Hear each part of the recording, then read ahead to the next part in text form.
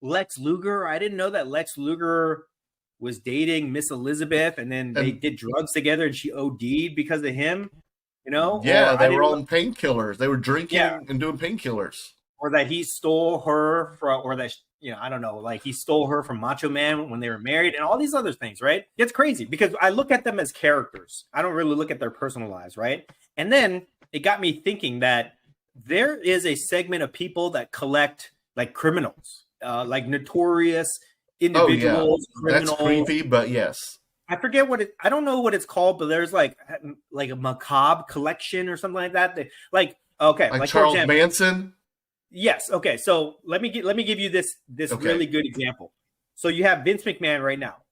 Hmm. It's going on today, where he has these allegations. He's not been convicted yet. Nothing except a lawsuit has been filed against him that describes his actions, and already people are piling on trying to bury this dude. Right.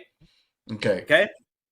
So and at the heart of it, the allegations are that he basically mistreated a person sexually harassed, and some other things other than that. But in that nature, basically, that's what he did. On golden auctions right now, there's a check of Al Capone, okay, that is at over $10,000 right now.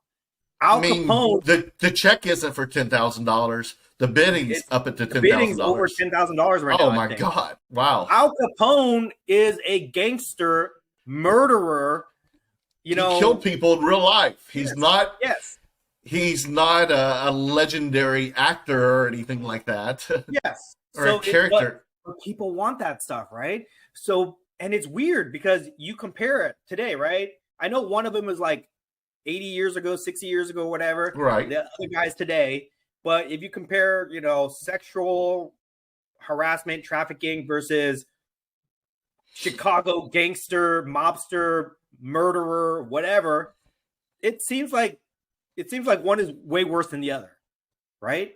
Hmm. But yet his stuff is like historical, I guess, and people collect it. Because of that, I think that there's always going to be a demand for these type of things in the hobby. Right. I mean, I I'm just not a, posted on Instagram myself that a John Lennon Type 1 photo that had, it was like one of his last photos taken before he died. And it had also in the same photo Mark David Chapman, who was his murderer in the photo. And that thing sold for over $20,000.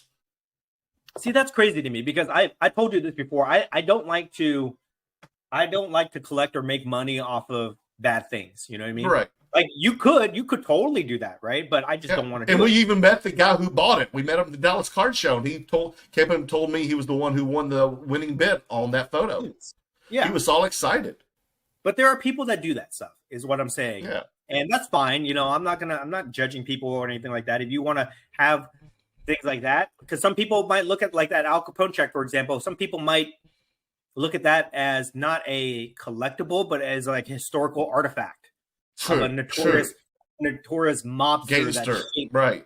that shaped the era of that time. Well, they've So made tons of movies and yeah, television shows about him. right. It's not like he was like a fictional character like Scarface, and people were collecting Scarface memorabilia. Like he was a Right. real person. That's why I just kind of think that there's always going to be a demand, especially with Vince McMahon, because this is happening at the end of his life, and all the things that he did before are so significant in the wrestling industry that I think that right now people are just going to try to like steer clear of him.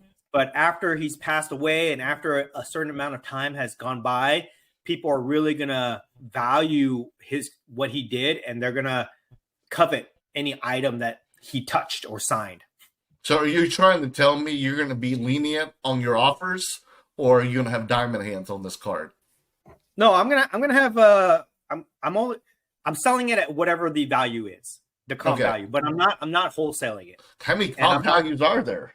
I'm not dumping it. They run between $2,000 to $3,000 Ooh, okay. basically for the card, which is not that much, honestly No, it's compared to not. everything else. But I'm not gonna like wholesale it, or I'm not gonna dump it. And it was No. funny, like in the comment section, a lot of people were saying, "Sell the card and donate it to charity." And I'm just thinking to myself, I'm not gonna fucking do that. You know, I didn't do anything No, you're wrong. not doing the charity. Come on, Dan. No, no, no, no, no, no, no. no, thank you. Okay, I need to make money off of this. Okay, I'll Yes. sell it, but I need to. Dan needs to pay off his student loans, guys. Come on. That's the charity. The charity That's the charity. is the U.S. government that I owe money to. Okay. Oh gosh. But anyways, okay. Moving off of this though, after we did that poll, Can we have more of them? Right? yeah. So after, it's a whole chain reaction. This, whatever happened with Vince McMahon, set in this domino motion in the wrestling industry that I think is very interesting. So and you're talking about creatively, right? Yeah. After that happens, I think that happened after The Rock was named a board member, right? Oh, really? Or at the same time, it was very close together. Okay, But yeah, that was very close, definitely. Essentially, that happens, and that's a huge scandal for WWE. So what happens now that WWE is part of TKO? You know, they were bought by this group of whatever it is. I don't even know what TKO is, honestly. I don't know who owns it, but they were bought by this entity, TKO. Do they also own UFC? I think so, yes. Yes. Yeah. So it's funny to me because when Vince McMahon was running wrestling, if something happens, they just kind of like keep going forward. They don't stop for nothing, right? They just keep the storyline going, and wrestling fans will forget, and they'll focus on the storyline, and they don't care what happens, really, right? But in anything else, in any type of sports, when something happens, it's a huge scandal, and then they immediately try to like react.